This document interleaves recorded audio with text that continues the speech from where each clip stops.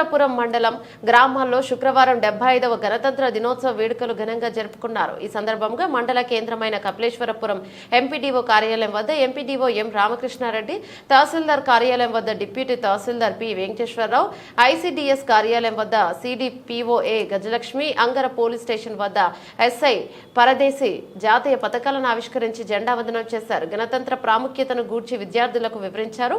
అలాగే పంచాయతీ కార్యాలయాల వద్ద ఆయా గ్రామాల సర్పంచ్లు, కార్యదర్శులు, పాఠశాలల వద్ద ఎంఈఓ తాతారావు, పాఠశాలల హెచ్ఎంలు జాతీయ పతాకాలను ఆవిష్కరించి జెండా వందనం నిర్వహించి జాతీయ గీతాలను ఆలపించారు. అనంతరం విద్యార్థులకు స్వీట్స్ పంచిపెట్టారు.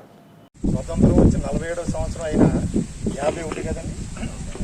1950లో ఒక అంబేద్కర్ కానీ మహానాయకులందరూ కూడా ఆలోచించి ఒక చట్టాన్ని తీసుకొచ్చారు. అంటే దేశంలో పరిపాలన స్వతంత్రంగా స్వేచ్ఛగా ఎలా పరిపాలించాలి, దాని కొన్ని పరిధులు అన్నీ ఒక చట్ట రూపేణ దాల్చి ఆలోచించి ఒక చట్టాన్ని తయారు చేసి అది 50 నుంచే మనకి జనవరి 26 నుంచి స్టార్ట్ అయింది. అప్పటి నుంచే మన స్వేచ్ఛగా బతకడం, మన దేశం అభివృద్ధి అవడం. ఈ 40 కోట్ల మంది కూడా అప్పుడున్న 140 కోట్ల జనాభా ఉన్నారు. అందరూ కూడా మనం ఒకటే కులం, ఒకటే మతం. ఆ రోజు గురించి మనం చూస్తున్నాం. ఆ రోజు మార్పు చాలా వరకు వచ్చింది. ఇంకా రావాలని చెప్పేసి కోరుకుంటూ, అందరూ సమానంగా ఉండాలని చెప్పేసి కోరుకుంటూ మరి ఈ అవకాశం ఇచ్చిన ప్రతి ఒక్కరికి కూడా ముందుగా అందరికీ కూడా గణతంత్ర దినోత్సవ శుభాకాంక్షలు తెలియజేస్తున్నాం. మరి మన ఎంపీడీఓ గారు కానీ పెద్దలు జడ్పీటీ గారు కానీ అనేక విషయాలు చెప్పడం జరిగింది. మరి ఎప్పుడైతే మన స్వతంత్రం వచ్చినప్పుడు కూడా మనం చట్టాలు రూపొందించుకుని మనం పరిపాలించుకునే విధానం ఎప్పుడైతే వస్తుందో దాన్ని రిపబ్లిక్గా మరి గుర్తించడం జరిగిందని చెప్పి పెద్దలు మరి మనందరికీ కూడా గుర్తు చేసి ఉన్నారు. అదే రకంగా స్వాతంత్ర్యం ఎందరో మహనీయులు మరి త్యాగబద్ధంగా స్వాతంత్రం వచ్చినప్పటికీ కూడా మరి మనం పరిపాలించుకోవడానికి చాలా మరి టైం కూడా పట్టింది. మరి ఆ సమయంలోనే మరి డాక్టర్ అదేవిధంగా ఈ కార్యక్రమానికి వచ్చేసినటువంటి విద్యార్థులకి, మా సిబ్బంది అందరికీ ముందుగా రిపబ్లిక్ దినోత్సవ శుభాకాంక్షలు. సాధారణంగా మనం అనేక పండుగలు చేసుకుంటూ ఉంటాం.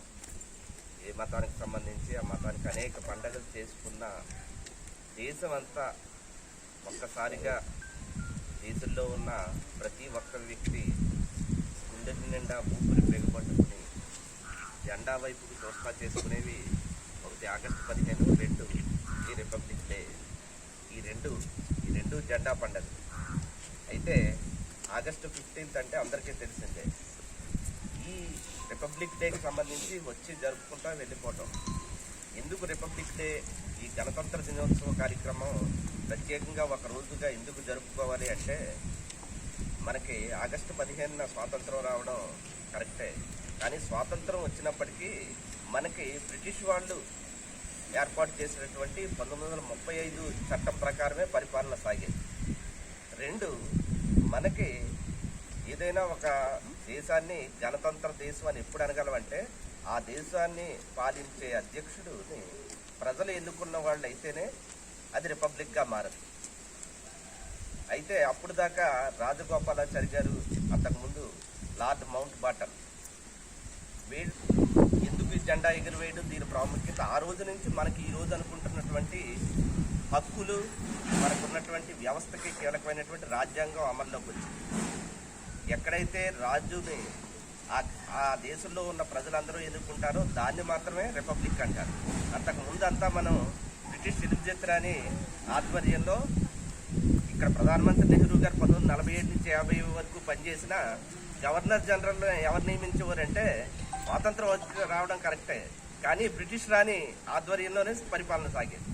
1950 జనవరి 26 దగ్గర నుంచి రాజ్యాంగం అమల్లోకి రావడం, ఆ రాజ్యాంగంలో రాష్ట్రపతిగా మనం ఎన్నుకున్నటువంటి మన పార్లమెంటు సభ్యుల ద్వారా ఎన్నుకున్నటువంటి బాబు రాజేంద్ర ప్రసాద్ గారు మొదట పదవి బాధ్యతలు చేపట్టడం జరిగింది. కాబట్టి రాజ్యాంగం ఏ ఉన్నతమైన విలువలు, స్వేచ్ఛ, సమానత్వం, సౌభ్రాతృత్వం అనే ఈ ఆర్థిక స్వాతంత్రం, ఈ అన్నిటినీ కూడా ఈ రిపబ్లిక్ డే సందర్భంగా ఒకసారి మననం చేసుకుని దాని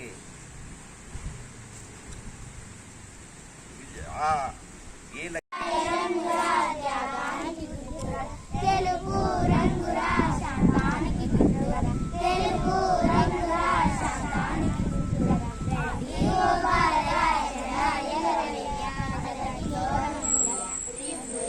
సాగిపోపుర